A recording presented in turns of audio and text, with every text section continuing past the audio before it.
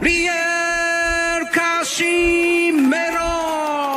And now making his super bantamweight debut, Junto Big Bang Nakatani!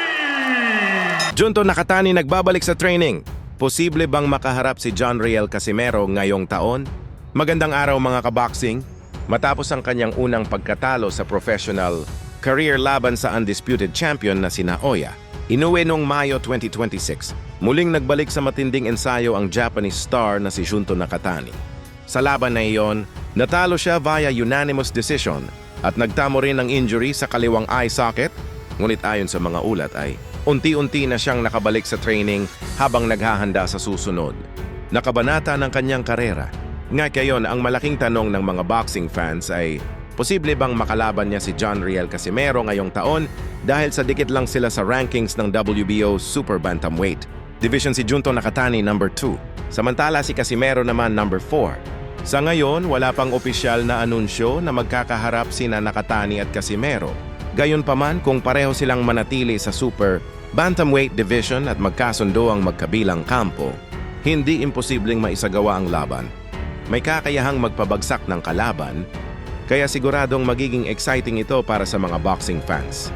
Para kay Nakatani, ang panalo laban sa isang malaking pangalan tulad ni Casimero ay makakatulong upang makabalik agad sa world title picture matapos ang pagkatalo kay Inoue. Samantala, para naman kay Casimero, isa itong napakalaking pagkakataon upang patunayan na kaya pa rin niyang makipagsabayan sa mga elite fighters ng Japan at muling makalapit sa World Championship. Kung mangyayari ang laban na ito, tiyak na magiging bakbakan ng dalawang world-class puncher.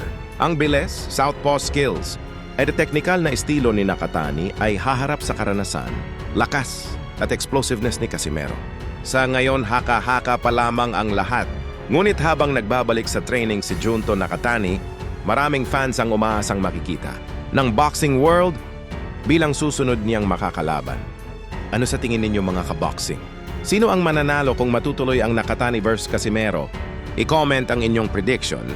At huwag kalimutang i-like, i-share at mag-subscribe para sa panibagong boxing update. Mga kaboxing, panoorin natin ang laban kay Casimero vs Nery noong pinatulog niya si Nery via 4-round knockout. Anong sa tingin nyo itong performance at kondisyon ni Casimero na lumaban kay Luis Nery?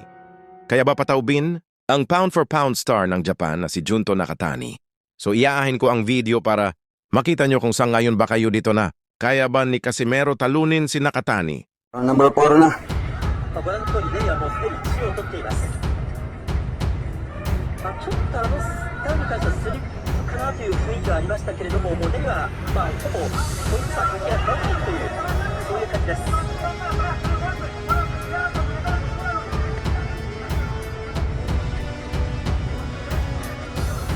詰めていくレイ。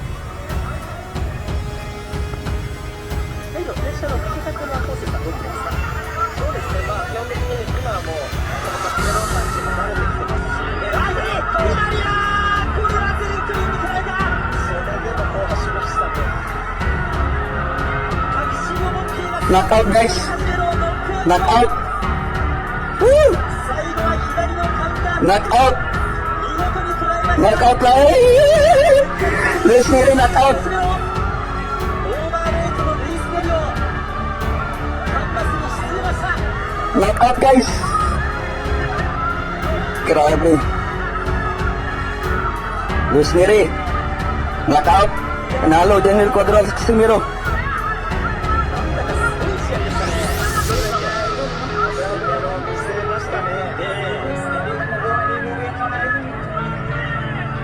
Woo! 本当にダメなことなんですけど、そうは言ってもやっぱり実力者と見れない相手にダウンをこれだけ取っての圧倒的な KO 勝ち。ベンチでGrabe. Panalo Cuadras Casimero knockout. っていうのはあまり見えないかもしれないんですけど、言わざるを得ないっていうのが出しましたので、Daniel Cuadras Casimero panalo kaya knockout guys.